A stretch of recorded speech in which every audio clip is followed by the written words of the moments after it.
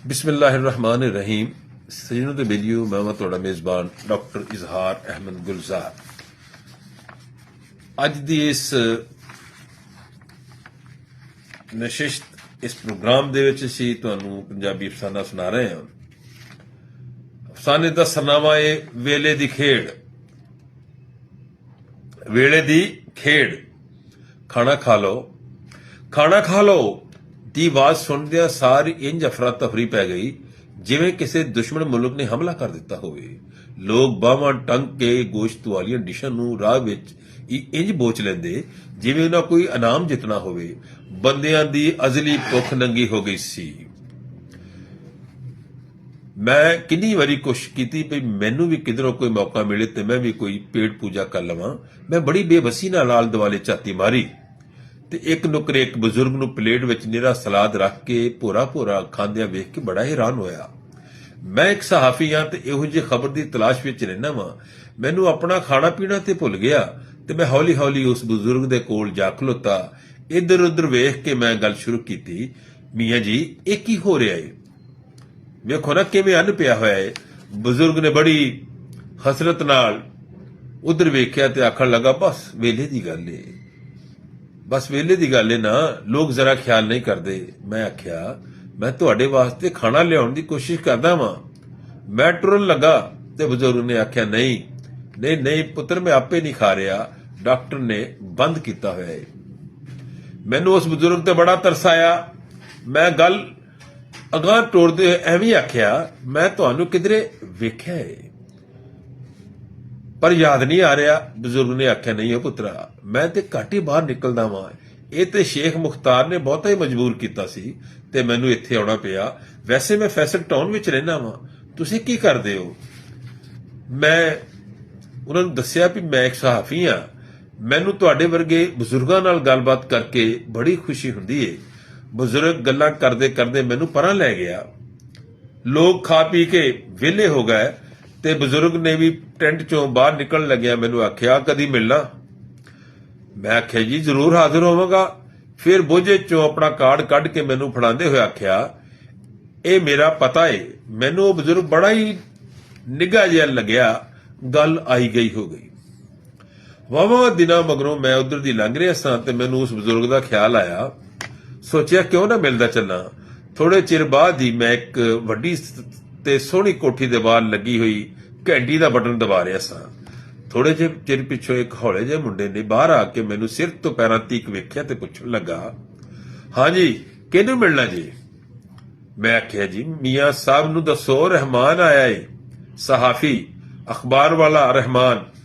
ਉਹ ਗੱਲ ਸੁਣ ਕੇ ਅੰਦਰ ਚਲਾ ਗਿਆ ਤੇ ਫਿਰ ਭੌਂਦੇ ਪੈਰ ਹੀ ਮੈਨੂੰ ਨਾਲ ਲੈ ਗਿਆ। ਇੱਕ ਸਜੇ ਸਜਾਈ ਡਰਾਇੰਗ ਰੂਮ ਵਿੱਚ ਮੈਨੂੰ ਬਿਠਾ ਕੇ ਅੰਦਰ ਚਲਾ ਗਿਆ ਤੇ ਕੁਝ ਮਿੰਟਾਂ ਮਗਰੋਂ ਮੀਆਂ ਸਾਹਿਬ ਵੀ ਆ ਗਏ। ਮੈਨੂੰ ਬੜੀ ਗਰਮਜੋਸ਼ੀ ਨਾਲ ਜੱਫੀ ਪਾ ਕੇ ਮਿਲੇ ਤੇ ਬੈਠਣ ਦਾ ਆਖ ਕੇ ਆਪ ਵੀ ਮੇਰੇ ਲਾਗੇ ਹੀ ਬਹਿ ਗਏ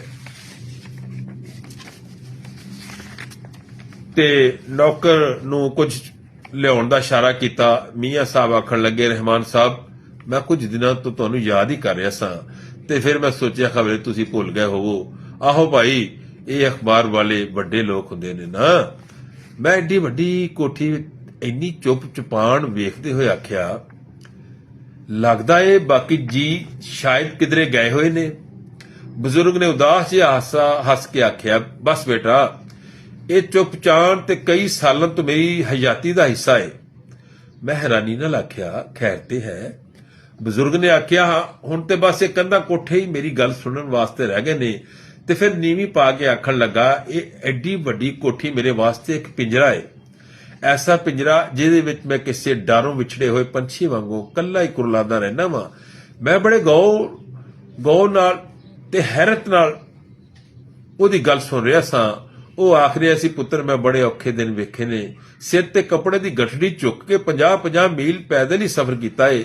ਮੇਰੇ ਤੇ ਬੜੀ ਗਰੀਬੀ ਸੀ ਤੇ ਫਿਰ ਰੱਬ ਨੇ ਸੁਣ ਲਈ। ਇੱਕ ਮੁੰਡਾ ਬਾਹਰ ਚਲਾ ਗਿਆ। ਕੁਝ ਚਿਰ ਬਾਅਦ ਉਹਨੇ ਦੂਜੇ ਦੋਹਾਂ ਛੋਟਿਆਂ ਨੂੰ ਵੀ ਆਪਣੇ ਕੋਲ ਸੱਦ ਲਿਆ। ਇੱਕ ਕੁੜੀ ਸੀ, ਉਹਦਾ ਵਿਆਹ ਕੀਤਾ ਤਾਂ ਜਵਾਈ ਖਹਿੜੇ ਪੈ ਗਿਆ ਵੀ ਮੈਨੂੰ ਵੀ ਬਾਹਰ ਕਲਾਓ ਤੇ ਫਿਰ ਉਹਦੇ ਨਾਲ ਧੀ ਵੀ ਉੱਥੇ ਹੀ ਚਲੀ ਗਈ। ਪਰ ਮੈਂ ਤੇ ਮੇਰੀ ਘਰ ਵਾਲੀ ਅਸੀਂ ਦੋਵੇਂ ਇੱਥੇ ਇਕੱਲੇ ਰਹਿ ਗਏ। ਪਹਿਲਾਂ ਤੇ ਉਹ ਧੜਾ ਧੜ ਪੈਸਾ ਘੱਲਦੇ ਰਹੇ, ਇੰਨਾ ਪੈਸਾ ਆਉਣ ਲੱਗ ਪਿਆ ਵੀ ਮੈਨੂੰ ਸਾਂਭਣਾ ਔਖਾ ਹੋ ਗਿਆ। ਘਰ ਵਾਲੀ ਨੇ ਆਖਣਾ, ਭਰਿਆ ਲੋਕਾ, ਆਪਣੀ ਖੁਸ਼ਹਾਲੀ ਵਿੱਚ ਔਖੇ ਵੇਲੇ ਨੂੰ ਨਾ ਭੁੱਲ।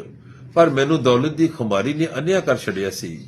ਮੈਨੂੰ ਅੱਲਾ ਦੀ ਮਖਲੂਕ ਐਵੇਂ ਕੀੜੇ ਮਕੌੜੇ ਜਿਹੀ ਲੱਗਦੀ। ਜਦੋਂ ਮੈਨੂੰ ਕੋਈ ਆਖਦਾ ਤੁਹਾਡੇ ਰੱਬ ਨੇ ਦਿਨ ਫੇਰੇ ਨੇ ਤੇ ਤੁਸੀਂ ਹੁਣ ਕੁਝ ਉਹਦੀ ਰਾਹ ਤੇ ਵੀ ਖਰਚ ਕਰਿਆ ਕਰੋ, ਤੇ ਅੱਗੋਂ ਮੈਂ ਗੁੱਸੇ ਨਾਲ ਆਖਦਾ, ਰੱਬ ਤੁਹਾਡੇ ਦਿਨ ਕਿਉਂ ਨਹੀਂ ਫੇਰਦਾ? ਪਤਾ ਨਹੀਂ ਤੁਸੀਂ ਕਿਹੜਾ ਰੱਬ ਲਈ ਫਿਰਦੇ ਹੋ। ਤੇ ਫੇਰ ਇਸ ਤਰ੍ਹਾਂ ਹੋਇਆ ਭਈ ਰੱਬ ਨੇ ਬਖਸ਼ੀ ਹੋਈ ਆਪਣੀ ਸਾਰੀ ਦੌਲਤ ਹੌਲੀ ਹੌਲੀ ਦਵਾਵਾਂ ਦੇ ਰਾਹੇ ਵਾਪਸ ਲੈਣੀ ਸ਼ੁਰੂ ਕਰ ਦਿੱਤੀ। ਇਹੋ ਜਿਹੀਆਂ ਬਿਮਾਰੀਆਂ ਨੇ ਘੇਰਾ ਪਾ ਲਿਆ ਜਿਹੜੀਆਂ ਕਿਸੇ ਨੂੰ ਦੱਸ ਨਹੀਂ ਸਕਦਾ। ਅੱਲਾ ਮੈਨੂੰ ਮਾਫ ਕਰੇ।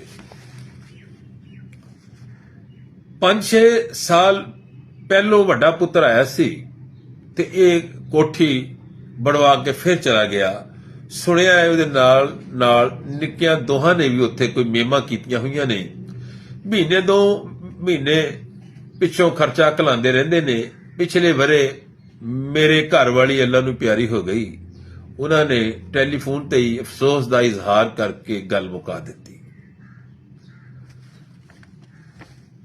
ਬਜ਼ੁਰਗ ਨੇ ਬੜਾ ਹੌਕਾ ਜਿਹਾ ਭਰ ਕੇ ਆਖਿਆ, ਮੈਂ ਕਦੀ ਕਦੀ ਸੋਚਣਾ ਵਾਂ ਜਦੋਂ ਇਹ ਕੋਠੀ ਕਾਰ ਨਹੀਂ ਸੀ ਕਿੰਨਾ ਸੁੱਖ ਸੀ। ਖੁਸ਼ੀਆਂ ਨਾਲ ਮੇਰੇ ਘਰ ਦਾ ਵਿਹੜਾ ਭਰਿਆ ਰਹਿੰਦਾ ਸੀ। ਸਾਰੇ ਬੱਚੇ ਮੇਰੀ ਅੱਖਾਂ ਦੇ ਸਾਹਮਣੇ ਸਨ। ਮੈਂ ਕਿੰਨਾ ਬਦਕਿਸਮਤ ਹਾਂ ਭਈ ਮੈਂ ਆਪਣੇ ਪੋਤਰੇ ਪੋਤਰੀਆਂ ਤੇ ਦੋਤਰੀਆਂ ਵੀ ਦੀ ਸ਼ਕਲ ਤੱਕ ਨਹੀਂ ਵੇਖੀ। ਉੱਤੋਂ ਬਿਮਾਰੀਆਂ ਇਹੋ ਜਿਹੀਆਂ ਲੱਗ ਗਈਆਂ ਨੇ, ਆਪਣੀ ਪਸੰਦ ਦੀ ਕੋਈ ਸ਼ੈ ਖਾ ਪੀ ਨਹੀਂ ਸਕਦਾ। ਖਾਣ ਪੀਣ, ਚਲਨ ਫਿਰਨ, ਹੱਤਾ ਕਿ ਸੌਣ, ਹਰ ਪਾਸੇ ਪਰਹੇਜ਼। ਜ਼ਿੰਦਗੀ ਬੋਝ ਲੱਗਣ ਲੱਗ ਪਈ ਏ।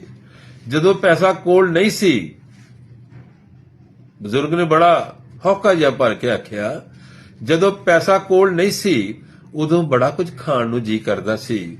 ਹੁਣ ਜੇ ਪੈਸਾ ਏ ਤੇ ਕੁਝ ਖਾ ਨਹੀਂ ਸਕਦਾ।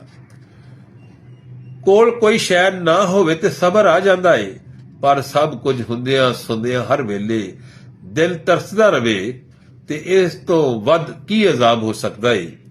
ਨੌਕਰ ਨੇ ਮੇਰੇ ਸਾਹਮਣੇ ਖਾਣ ਵਾਲੀਆਂ ਵੰਨ ਸਵੰਨੀਆਂ ਕਈ ਸ਼ੈਵਾਂ ਰੱਖੀਆਂ ਹੋਈਆਂ ਸਨ, ਪਰ ਮੇਰੇ ਜ਼ਿਹਨ ਵਿੱਚ ਇੱਕ ਦਰਵੇਸ਼ ਦੀ ਗੱਲ, ਖੈਰਾਤ ਨਾ ਰੋਕੋ ਨਹੀਂ ਤੇ ਤੁਹਾਡੇ ਕੋਲੋਂ ਰਿਜ਼ਕ ਰੋਕ ਲਿਆ ਜਾਵੇਗਾ ਦੀ ਤਸ਼ਰੀਹ ਗੂੰਜ ਰਹੀ ਸੀ।